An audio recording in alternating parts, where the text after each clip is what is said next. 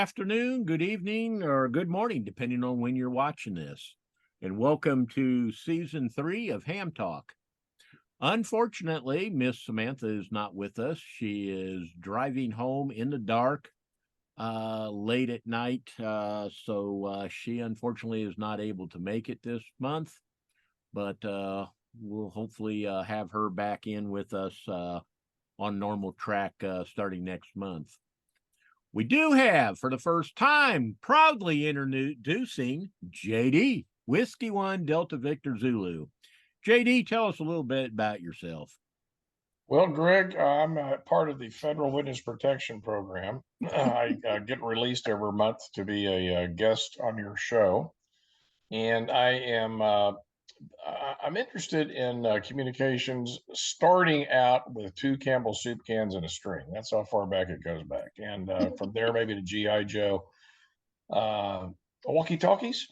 I think everybody here probably had an 11-meter segment in their life, and then I jumped into ham radio about almost 28 years ago with the technician class license. From there, I've gone all the way up through the extra class, a proud no code extra class, I might say. I just don't hear the dits and das like some of you smart people do. I'm sorry, I just don't hear them.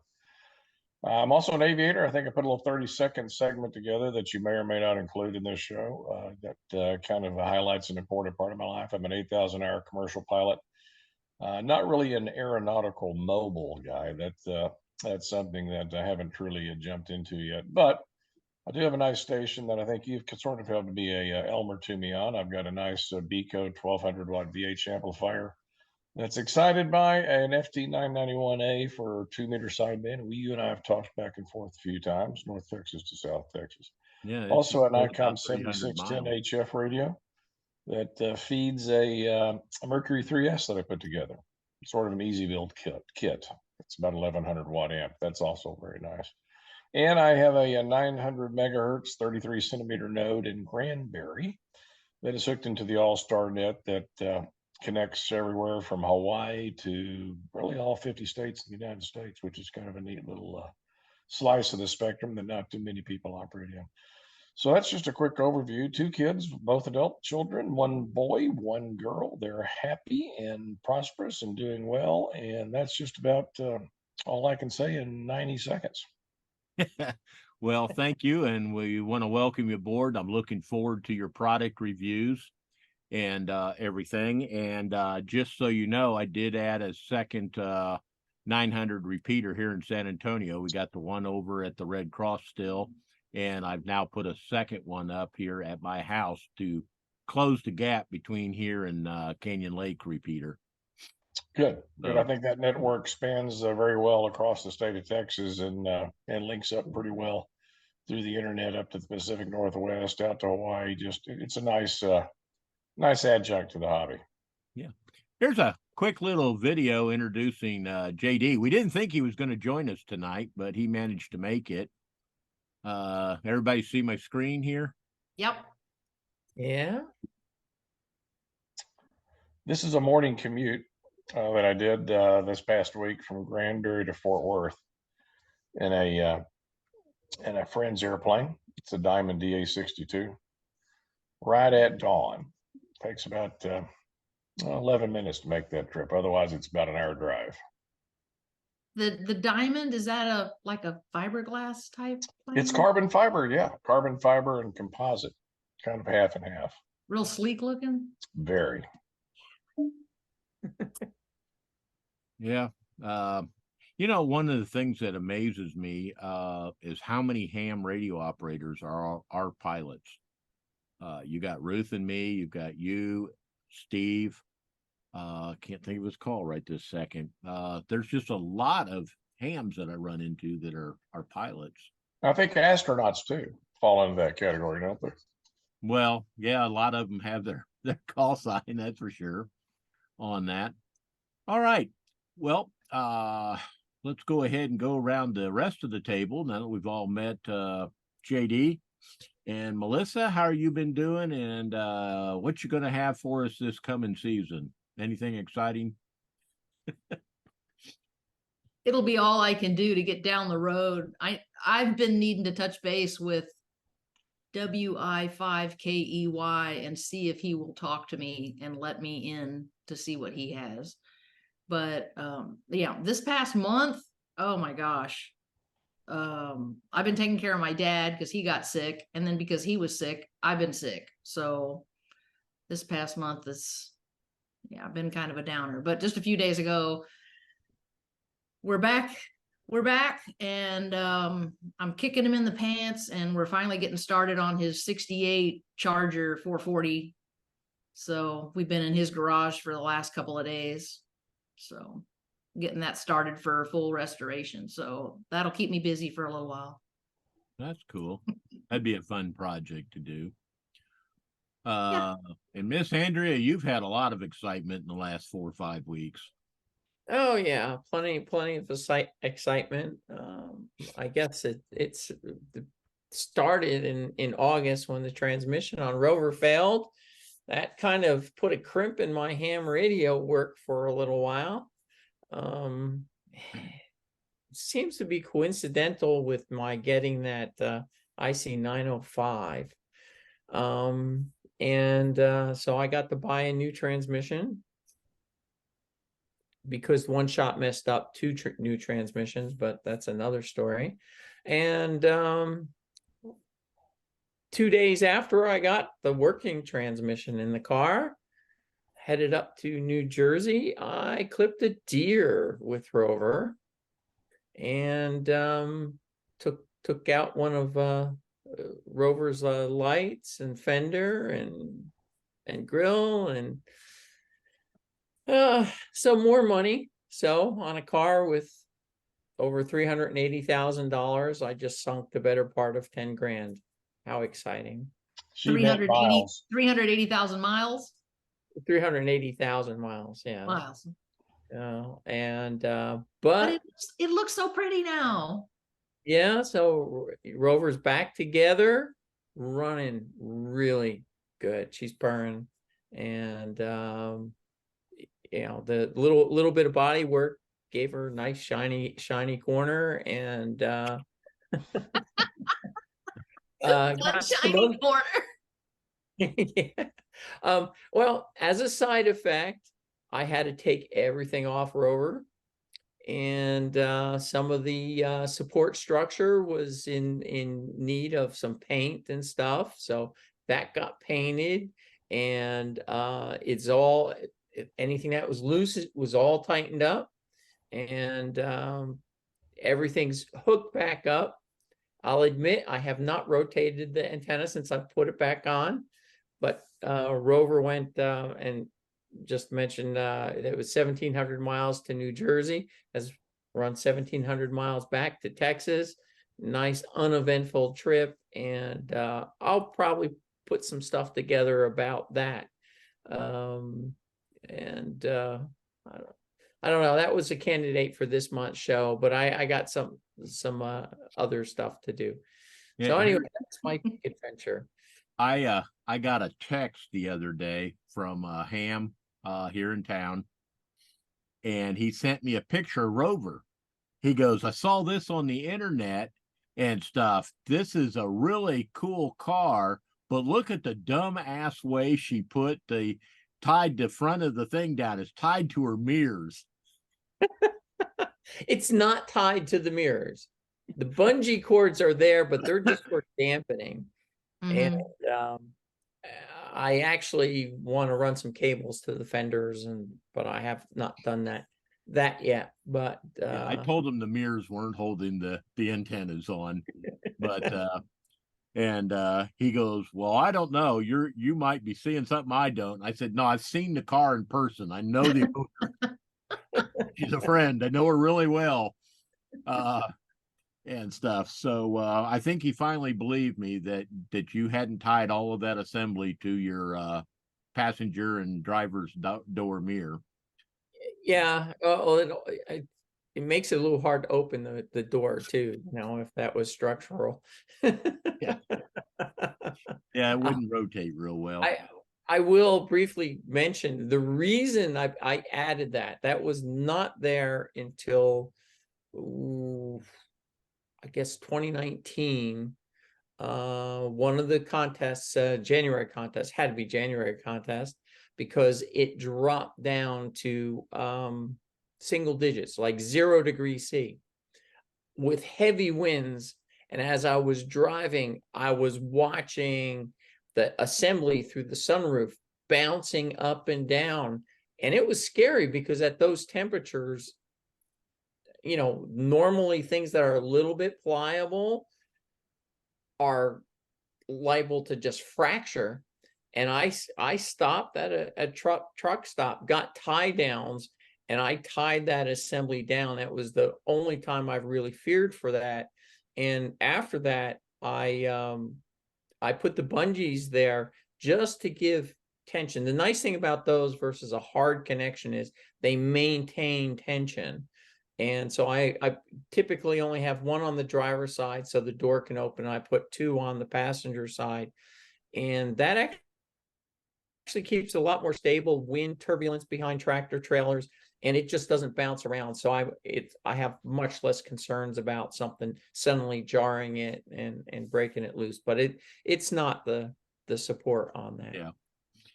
Well, I will tell you, I remember when we all went to Huntsville, and we were caravanning with you, and you're rotating the antennas at 80 miles an hour. Oh, I'm sorry, 75 miles an hour. No, yeah, we didn't speed. Yeah. Anyway, and those antennas were rotating, and there was 0 vibration, 0 anything in there. So, I mean, it was amazing. Yeah. To me. I was getting more on my house. I was getting a kick out of the people that were driving down the road that were like, yeah, it attracts attention.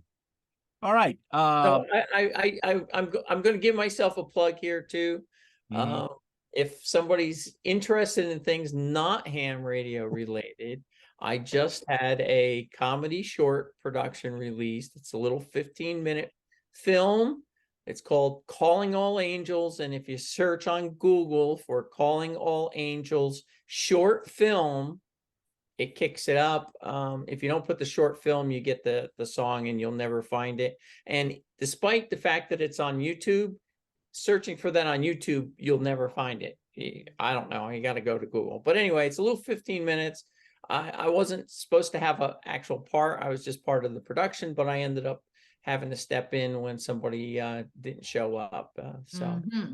It's a cute video. I will give you that. It was not what I was expecting, but it was cute. I liked it. It was pretty funny. So, and it's well put on. It was a good performance. You should try and replicate that voice on our show. I don't know what the editor did to make that voice work, but on our front, I had to lower the antennas down a week or 2 ago. We after the rainstorms we had, all of a sudden my SWR went through the roof, and so we lowered them down, and the fiberglass antenna, when I undid the connector, water come leaking out, and I thought, okay, well, there's the SWR problem.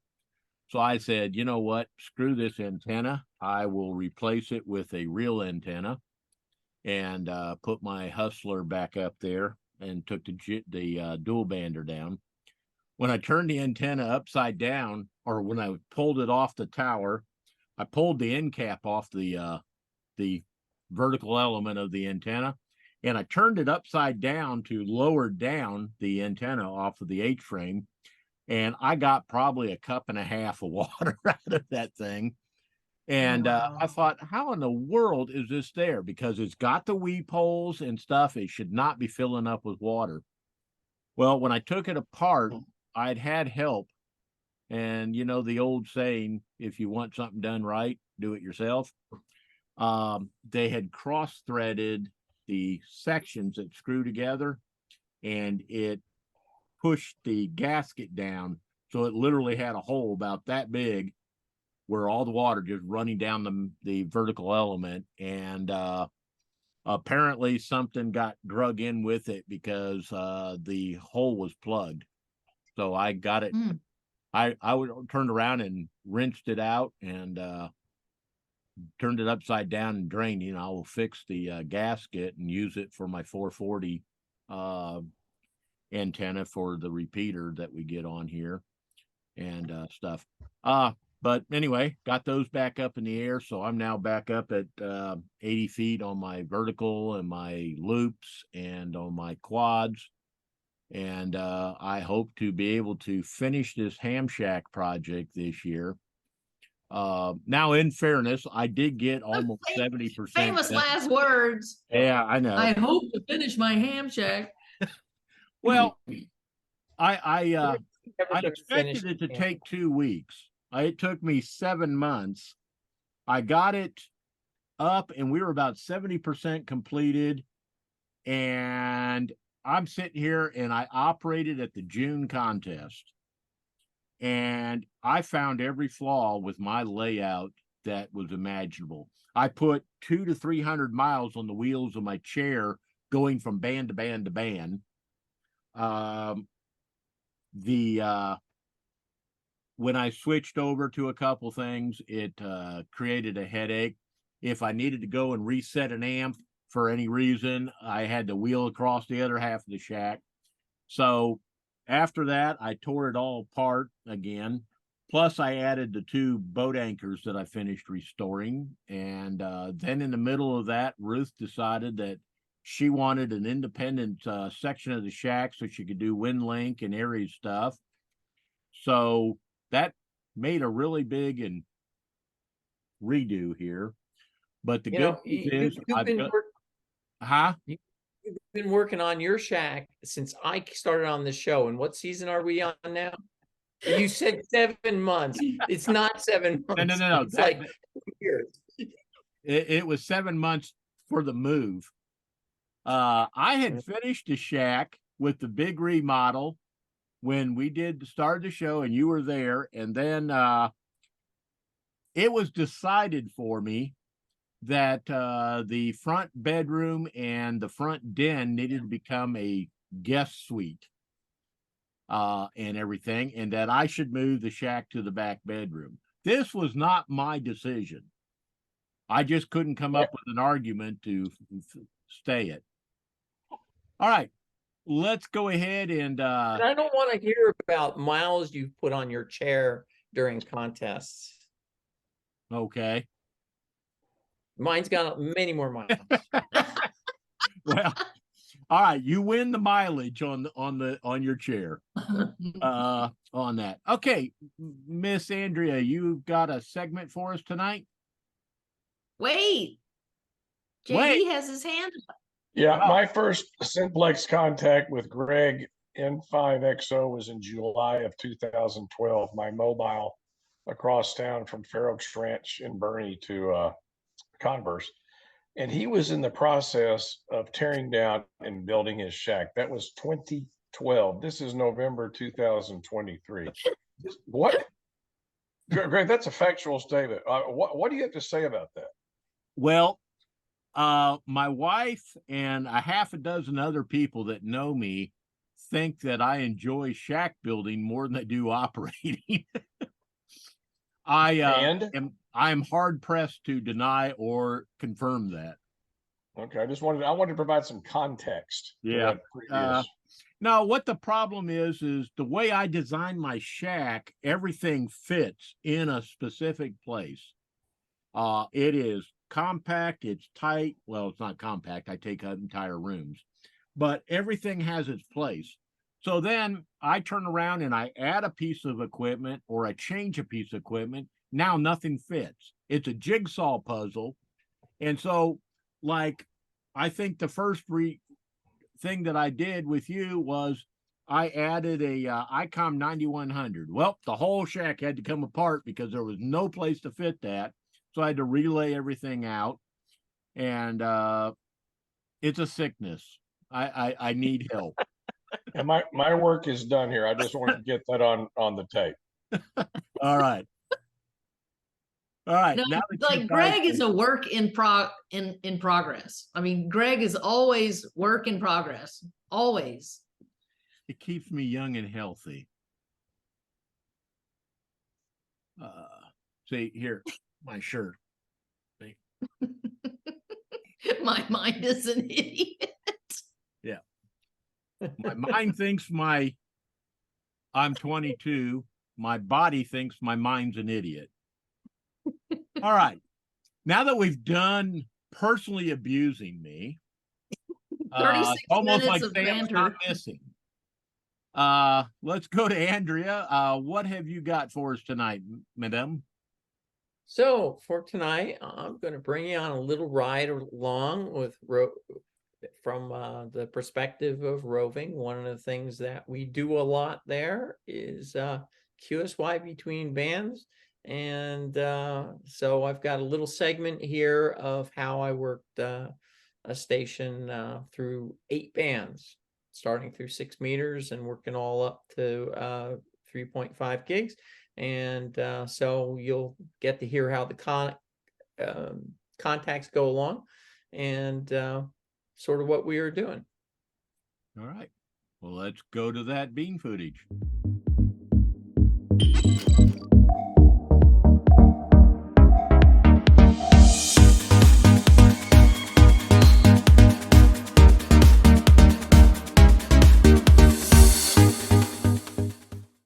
Today, I am going to show you a sequence of what it's like when roving and QSYing through the bands with another station.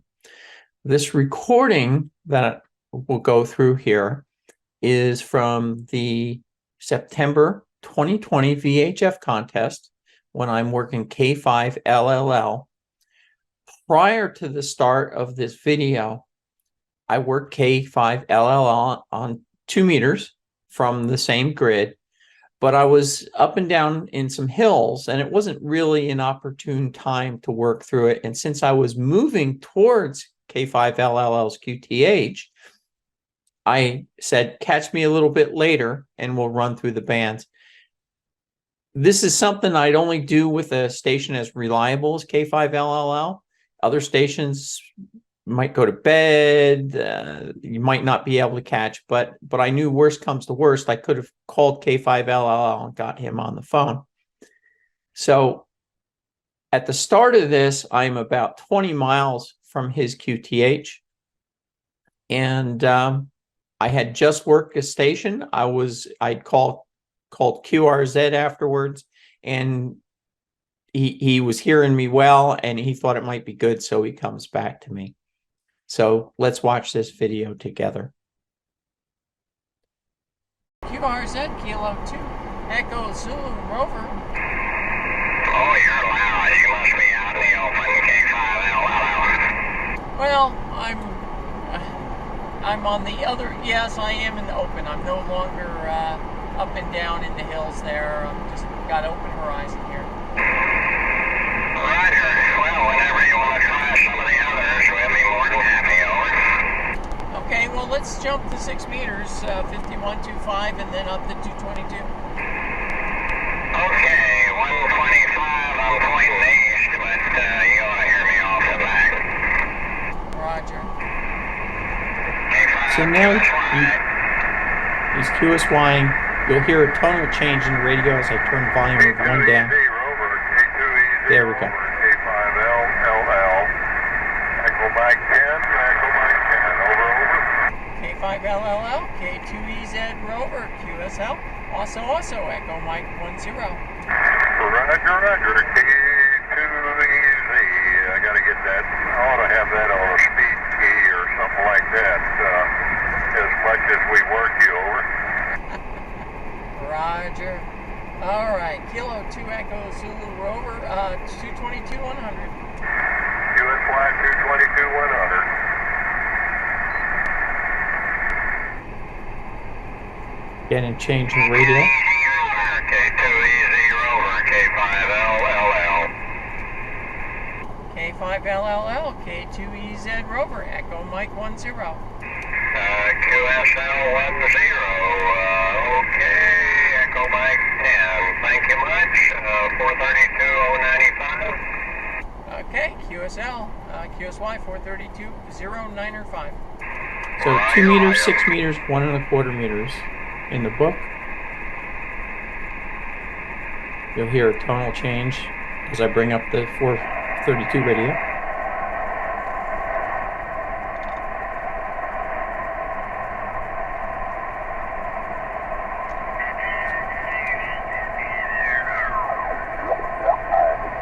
Had to tune them in. K5LLL, K2EZ Rover, Echo Mike 10, QSL. Okay, QSL, you're 10, copy my 10, over. Roger, Roger.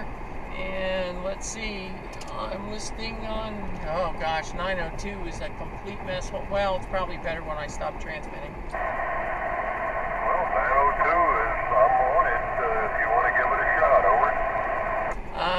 902 is no good right now. The noise is about 40 over its normal base. Common problem on 902. Well, it can't be the police department. They've de-energized the police there in Austin. I have no idea what it is. Let's go to 1296 100. Roger, 1296 100. Look for you there. That band's a lot better. Quiet.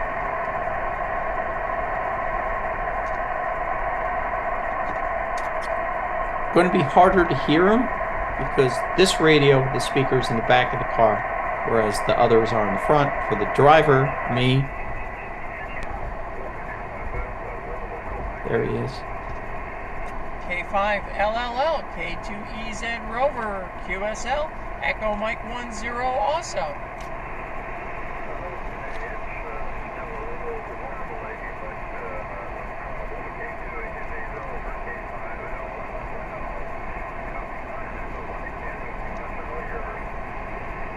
Roger, Roger, Roger. Let's go to 2304. And I've only got 1 watt here, so we'll have to see.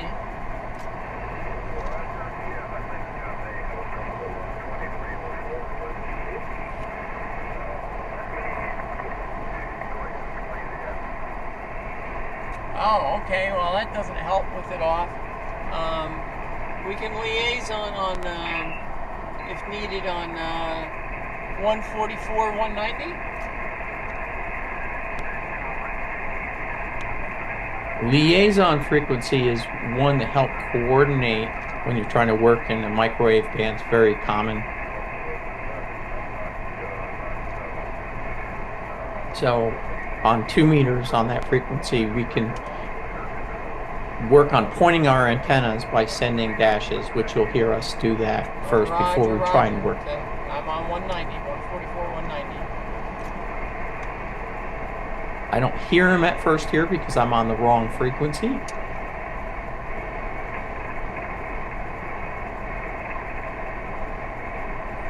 Mistakes happen.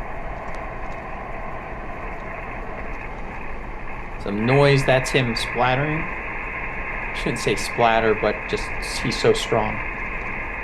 K5LLL, K2EZ Rover.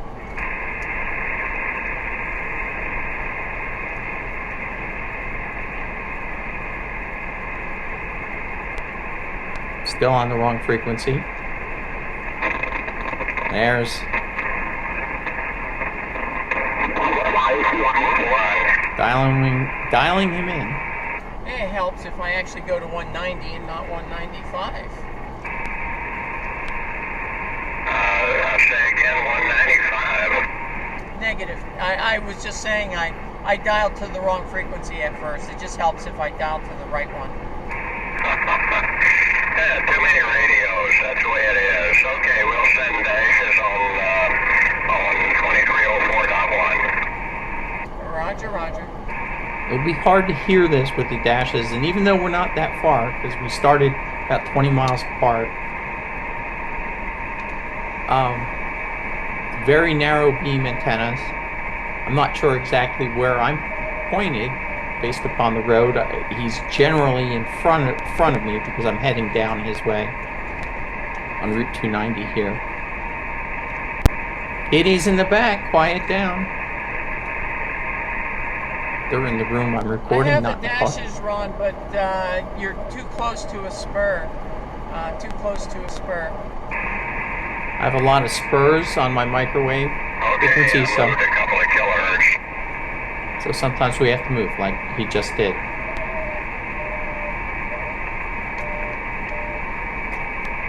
Hear Okay, those I dashes. got you there. See if you can gaff me. So I'll send back to him for him to.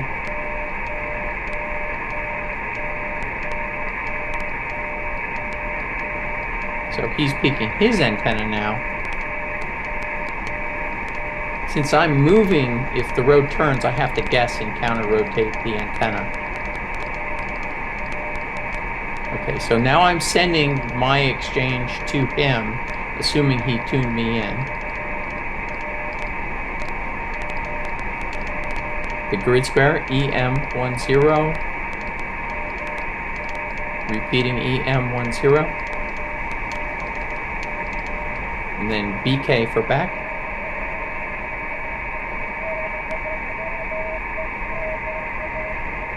He just sent my call.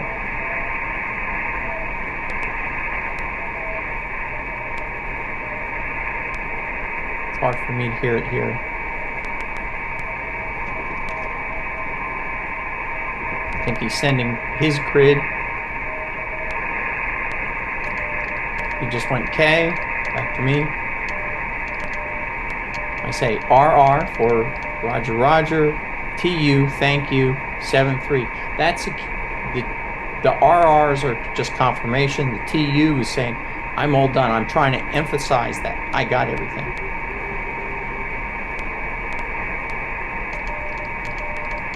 He didn't get it, so I'm repeating R many times to say, I did get it. He clearly got my information. And I tell him the QSY at the end there.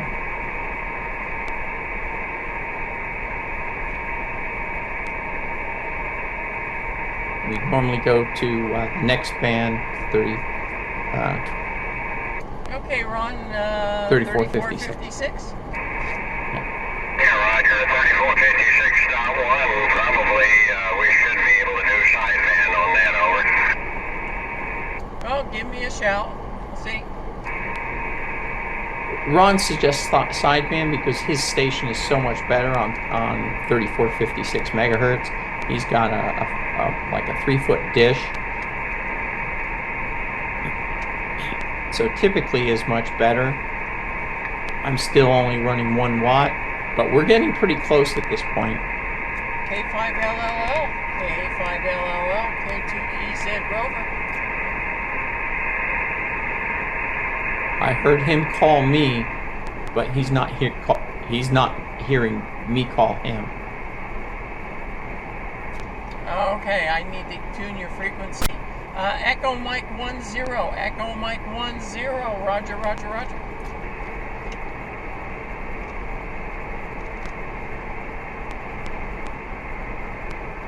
Well, I guess not. Sending dashes. I thought he heard me, but he didn't. So he's sending dashes, so he's automatically going into that mode, just switching to CW. So I have him well peaked up already.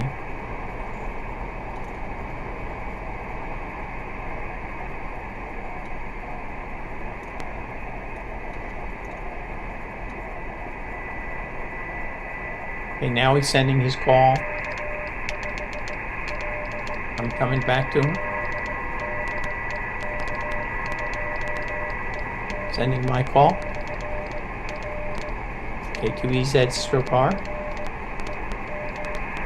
Now my grid, I'm sending EM10.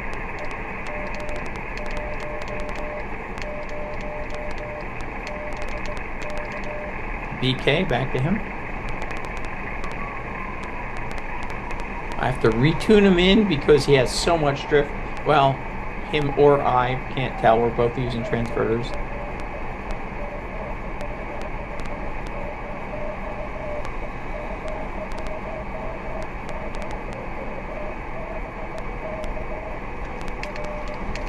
So he just sent his info back to me. I'm sending him ours to confirm that I've got it. I'm repeating my grid because I'm not sure he got it the first time.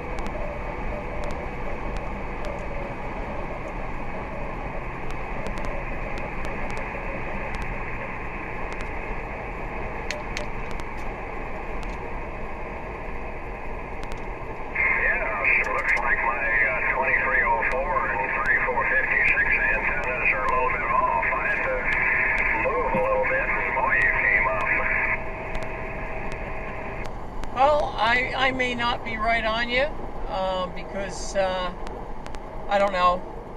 The road keeps changing direction on me a little bit. So I have to make guesses around those turns. Roger, Roger. News to Ron that I'm moving.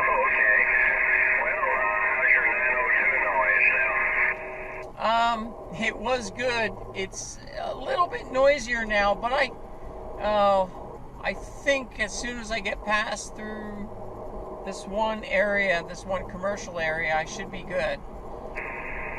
Yeah, signal's good on 902 right now. So looks good. So we're going to go over So to give me a 902. shout there.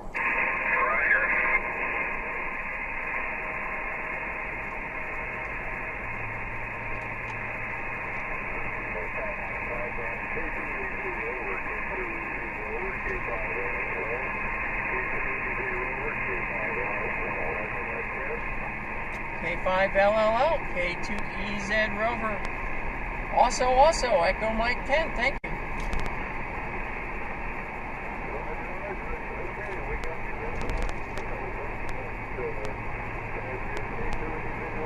Hard to hear him, but we've worked all the bands. Started working with 144 before the video, and then we did 6 meters, 50 megahertz, then jumped up to 220 megahertz, and then 432 megahertz. We skipped 902 megahertz because of the noise. We went to 1296 megahertz, and then to 2304 megahertz, then the 3456 megahertz, 3.4 gig. And by the way, since 2020, we lost everything above 3.45. So everybody's retuned to just above 3.4 megahertz instead of 3.456 megahertz.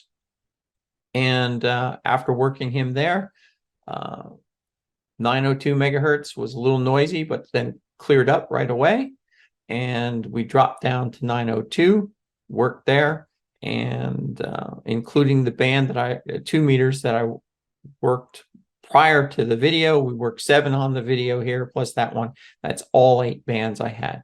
And that's the typical anatomy of QSYing through the bands with the station, especially a station knows your habits, knows you can switch to CW, will automatically drop into that mode when it's not connecting on sideband. An example of the use of liaison frequency to set up for the microwaves, how we'll use dashes to help point the antennas. And we can coordinate by the ARRL rules. We can even do it by phone, but you can coordinate by another frequency for pointing the antennas. They exchange all the information. Call signs have to be done on the frequency, though. Also, you heard in there a couple times, like my 432 radio is not particularly stable on frequency, which is why I had to tune that. And I answered him, even though I was a little off frequency, knowing he'd probably understand. And he did, and he tuned onto my frequency when I responded. And also on 3456, as you go in transverters, if they're not locked to a stable source, they can drift around. I do have the pan adapter. The flex radio is the IF radio with the transverters, and so I can see on the screen spurs and stuff like that. Now I'm mostly doing it by ear, but it certainly helps me find him. And as usual practice for me, I'm moving. This was recorded by my car cam. The radios in the front came through very clear. Everything through the transverters though, and that speaker's in the back. For me, the driver, I could hear that, but it's not picked up so well for the dash cam. So I hope you enjoyed this segment. This is Kilo 2 Roving. Yeah, let me back up and say that again. This is Kilo 2 Echo Zulu Roving reporter for Ham Talk.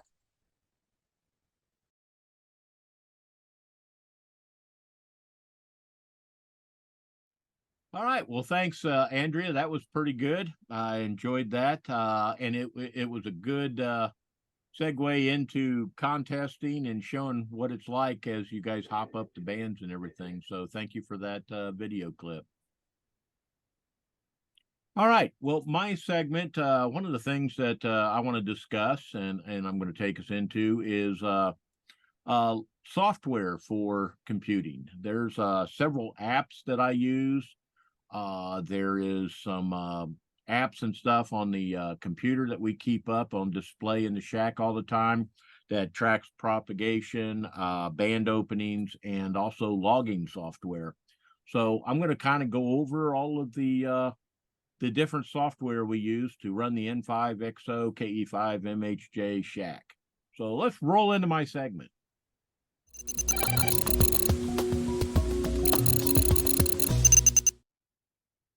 There is absolutely no mistaking the value that computers have offered amateur radio.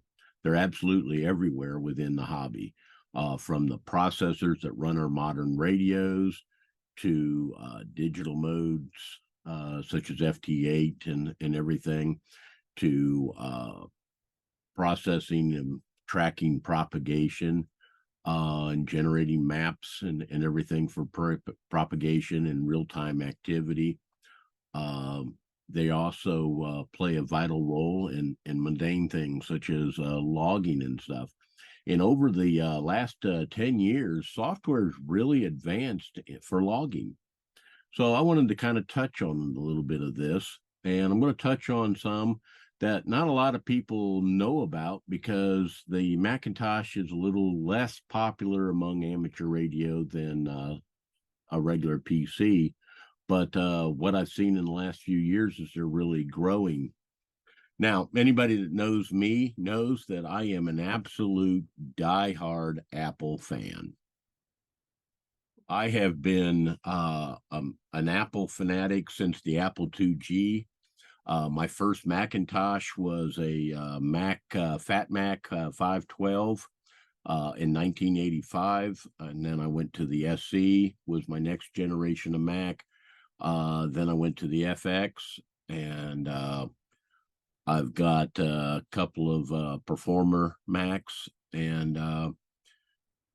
now we're sitting on the iMac M3s throughout the shack for the daily operations, and I've got a couple M2 Mac Minis that run the shack. We actually have 5 computers that run our whole shack and everything. So they're very much a part of the radio. And believe it or not, this little Mac SE is still operational in my household and in the shack. Doesn't do a whole lot for the ham shack, mostly because its communication capabilities are very limited. But it's still around. The grandkids still use the software that my children used and stuff. So it's a lot of fun. And every now and then I break it out. I absolutely loved programming in HyperCard, but I digress. M3s in the shack for Ruth and I, both of our operations. And then we have the M2 Mac Minis. When Apple finally came back out with their own chip and processing system, I jumped right back on it because they've always been very stable and everything. And to be honest, I was not a fan when they went to the Intel. But anyway, let's go ahead and get to the main point here. One of the leading logging programs out there, and fortunately it is for the Macintosh, is made by Dog Park Software. I've been a fan of theirs for, I'm going to say 10, possibly longer, but I know at least 10 years, and I think a lot longer. I started out with like version 1.5, 1.6, something like that. They provide outstanding support. They're very responsive. Anytime I've had a problem or emailed them, I've usually had a response within an hour, hour and a half at the most. And he is constantly providing updates to the software and everything. And it's just advanced over the years. And it's an extremely versatile software. These are some of the other products he does. He's got the MacLogger DX, which we're going to discuss today, Doppler, and some other software and stuff. He also has the software to allow you to interconnect with the Flex radio and everything. So it's a great packages. He's got quite a few things out there, and it's very, very flexible and very well supported. The MacLogger screen, and I want to go over a couple of things. The setup and everything is pretty straightforward. You go in. I'm not going to go into the screens because I don't want to show some of my personalized information and passwords and things. But the setup is pretty straightforward, and you can pull the data directly from QRZ and a few other providers of the software and everything. It will allow you to control. If I was connected right now, this particular logging program that I'm running is not connected to my radios. The one that operates my shack 24/7 is connected to 3 of my 4 antenna rotors, including azimuth and elevation. It is connected to 3 of my 6 radios, so that as I'm coming in here, I can literally change. Now, way I've got it set up here, let me just type in a frequency here. Maybe not. Let's see. Try this again. Okay, we've dialed in our frequency. We select our mode. Now, the way I've got it set up is this typically, if I'm hooked up to the computer radio and everything, as I change frequency on the radio, it changes the frequency and mode on my software. So what this enables me to do, like if I'm working some DX or chasing a band opening on 6 meters or something like that, it will turn around and change the frequencies as I change them. Okay. On the antenna rotor, and again, like I said, it's hooked up to 3 different rotors. It's not hooked up to my HF antenna tower, but it's hooked up to my 3 VHF, UHF, and microwave towers. So that as I'm operating and I type in a call sign, let's say we'll just go to KI5ICQ. Let's go look up Miss Melissa. Okay. So as I type it in, you'll see here that we've got the heading and everything, and it will turn around and rotate the antenna into her direction. Okay. And you'll notice it's very quick on the lookup right here. Okay. So we're sitting here. This individual 64 miles away. He's at a heading of right here. So, short path, long path heading, distance. And if we were hooked up, the antenna rotors would now be snapping all three of my antennas over in alignment with that individual. And by having all three of them hooked up, and that took a little bit of doing, it's designed to hook up to one at a time, but we managed to do some pairing to get it to control all three rotors. Basically, they're all three wired like a slave unit. So when I type in the call sign, it instantly snaps my microwave antennas, my my upper UHF antennas, 900, 1296, and everything. And then it snaps my lowers, 6 meters, 2 meters, 220, and 432, all into the direction of this individual. Now I don't have to mess with antennas. I don't have to worry about antennas, and I can run the entire bands with him during the band opening or a contest. Okay. So, you know, we've got that little setup. When you type it in, it brings up everything, gives you all their pertinent data, their region, their grid, locator, and everything. So, you know, and it's got the frequency marked down that we're operating on. And then we can go ahead and it brings it up. We can log the QSO. We can do some additional lookup on there. And if they've got a QSL card, like or a screenshot of something on QRZ and stuff, it'll bring this up and include it as part of the log. So once we've completed the QSO, we'll go ahead and you click on log QSO, and now it's just logged it and it's added it right here. Now I'm going to delete this because I don't want a false contact in my log, but it's put the call sign, the name, the date, the time, the band, and everything. Okay, so if you make an error, it's really easy to delete. You can go ahead and erase and delete that person real quick and easy. So you've got that set, and we'll go back. Now, the other thing that you can do with this is you can turn around and I can search by call sign. Let's say, for example, we have been I'm working somebody and they say, hey, I think I worked you before. So I can type in WX5W and I hit, and now it pulls up every single contact we've ever made. Okay. So this is every time I've worked Bill on a band or someplace. So as you can see, we've worked a couple times. Let's pull up a couple others so I can show you. Let's say Dale, KA5YEU. Okay.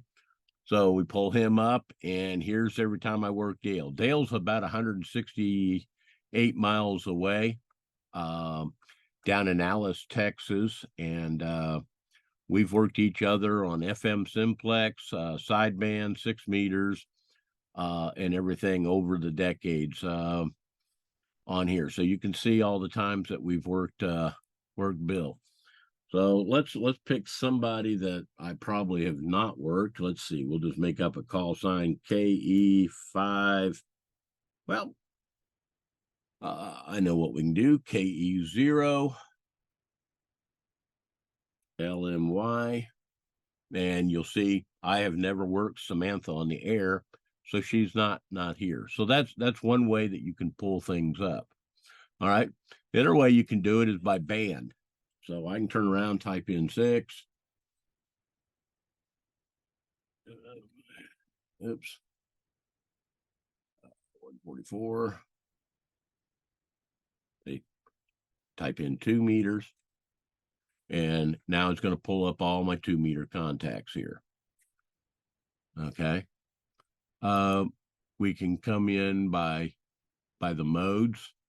I can search by country and everything. I can do an all search. So it lets you pull up quite a bit of activity. All right. Here's my 6 meter contacts. And if you look, there's 2,656 contacts in 6 meters here. So there's been a little bit of activity there. When you pull it up, you can pull it up by map and bring it in. So as I'm working different contacts, again, let's go ahead and log this contact. So we're going to log another QSO here, and it bringing up. So it just brought up his locator and everything. Now I'm zoomed in a little tight, but we can adjust that. So, and as we work different people, XE2OR Raphael here. Okay. There's Raphael and his location. I'm not sure why the map's not showing up properly here. It usually does a pretty good job. So there's a lot that you can turn around and do. You can pull up different band controls. You've got your DX clusters, schedules. You can schedule different things. You can verify your awards. So if you're tracking awards, if you're one of the people that like to track their awards and everything, this will actually track your awards and tell you when you're eligible for different awards. You can log memories, and I'm not 100% sure. I've never played with that. Did I send a QSL card? I can actually send an EQSL card out off of here. The history of contact, and we can custom design labels and stuff on there. So there's quite a bit that you can go through and do on this. So it's a very valuable and easy to use tool. I've given a very brief, quick rundown on this, but it'll give you an idea. So when people tell you that on the Macintosh computer there's no ham radio software, well, there's SDR software specifically for the Flex, but for other things, the digital modes, there you can do all the digital modes on your Macintosh. You've got logging programs, and this is just one of many logging programs. It just happens to be my absolute favorite. I cannot recommend Dog Park software stronger to anybody. All right, well, let's go ahead and jump back into the show. Ooh, Excellent. That was so informative. Your sincerity sucks. All right. Well, that's about all I've got tonight. Hopefully Sam will be able to join us next month. And I look forward to JD's first segment. I think you got a Beco review, correct? Yeah, the Beco 1250 watt VHF amplifier made in Germany. It's a great box that just does a lot of cool things. In fact, I'm going to probably call on you to get some information on that SSB preamp that mates up very well with the Beco before I do that segment. Okie doke. I'll get with that. All right. Anybody else got anything? Andrea? No, nothing else here. Okay. Miss Melissa? I'm good. All right. Well, folks, Melissa needs show us your shack photos, so please send them in. Email address will be at the end of the video, so please send them in to her. Okay, and for those that are in the San Antonio area, don't forget CQ52 net tonight on Simplex FM 2 meters. Melissa? What? That microphone ready? It's ready. All right. Well, I'm sure our viewers are watching this at 6:43 p.m. to make that net on Monday. Should be every Monday. All right, ladies, JD, have a good night. We'll talk to you guys later. 73. Adios.